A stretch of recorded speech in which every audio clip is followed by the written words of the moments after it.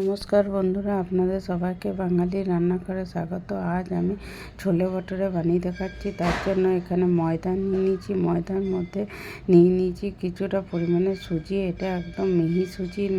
আর যদি আপনাদের কাছে বড় দানার সুজি থাকে তাহলে ওটা একটু গুঁড়ো করে নেবেন মিক্সিতে দিয়ে। এবার দিয়ে দিলাম স্বাদ অনুসারে লবণ। এখানে আমি নিয়ে নিয়েছি 400 গ্রাম ময়দা, তার জন্য নিয়েছি 100 গ্রামের একটু কম সুজি। আর নিয়ে নিয়েছি হাফ চামচ বেকিং পাউডার আর হাফ চামচের একটু কম দিয়ে দিচ্ছি বেকিং সোডা। দিয়ে সব কিছু শুকনো উপকরণগুলোকে ভালো করে মিলিয়ে নেব। আর চিনিও দিয়ে দিচ্ছি 1 চামচ। তারপর দিয়ে দিচ্ছি 1 বাটির একটু কম টক দই। এই টক দইটা দিয়ে সব কিছুকে ভালো করে মেখে নেব। তারপর একটু একটু জল দিয়ে এটাকে মিলিয়ে নেব। এটাকে মাখার দরকার নেই, সব আটাটাকে একসাথে মিলিয়ে নিলেই হয়ে যাবে। তারপর এটা হাতে যখন খুব লেগে যাবে, চটচটে ভাব হবে, তখন একটু একটু তেল দিয়ে এটাকে একটু মানে পিটিয়ে এটাকে একটু করে নিতে হবে, যাতে এটা ভালোভাবে মাখা হয়ে যায়। তারপর এটাকে একটা অন্য বাটির মধ্যে রেখে এটাকে উপর থেকে একটু তেল দিয়ে দিচ্ছি, যাতে উপরটা শুকিয়ে না যায়। আর একটা ভেজে কাপড় উপর থেকে ঢাকা দিয়ে রেখে দিচ্ছি 2 ঘন্টার জন্য। 2 ঘন্টা পর ফেরত আসছি।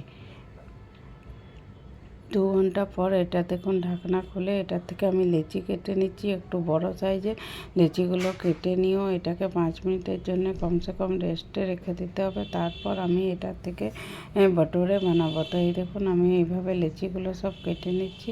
তারপর এগুলোর থেকে আমি ভটোরে বানিয়ে দেখাচ্ছি আপনাদেরকে।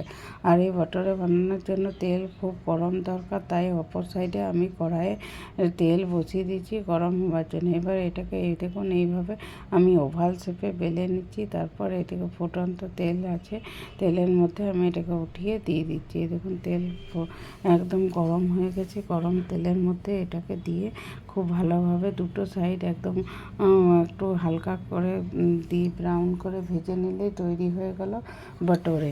তো এই একই প্রসেসে আমি বাকি ভটোরেগুলো বানিয়ে আপনাদেরকে করে দেখাচ্ছি।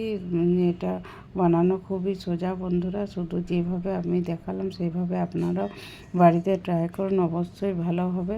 শুধু শেপটা হয়তো অতটা ভালো হচ্ছে না, কারণ আমরা তো ডেলি বানাই না, তাই শেপটা অতটা সুন্দর আসছে না। কিন্তু খেতে যতটা সুন্দর হয়েছিল ততটাই নরম হয়েছিল।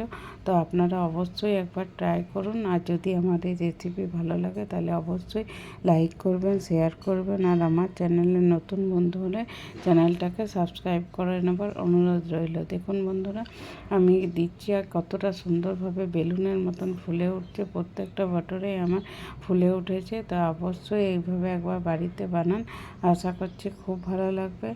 আর এই রেসিপিটা একবার বাড়িতে অবশ্যই ট্রাই করবেন। এই দেখুন আরেকটাও আমি এইভাবে দিয়ে দিলাম, দিয়ে এটাকে উল্টে পাল্টে দুটো সাইড দিয়ে করে নিচ্ছি। আর কি সুন্দর ফুলে উঠছে দেখুন বন্ধুরা, একদম এতটা সুন্দরভাবে ফুলে উঠছে। এবার ছোলের সাথে একটু ধনে পাতা, একটু আদা আর একটু পেঁয়াজ আর একটু লেবু আর কাঁচা লঙ্কার সাথে সার্ভ করে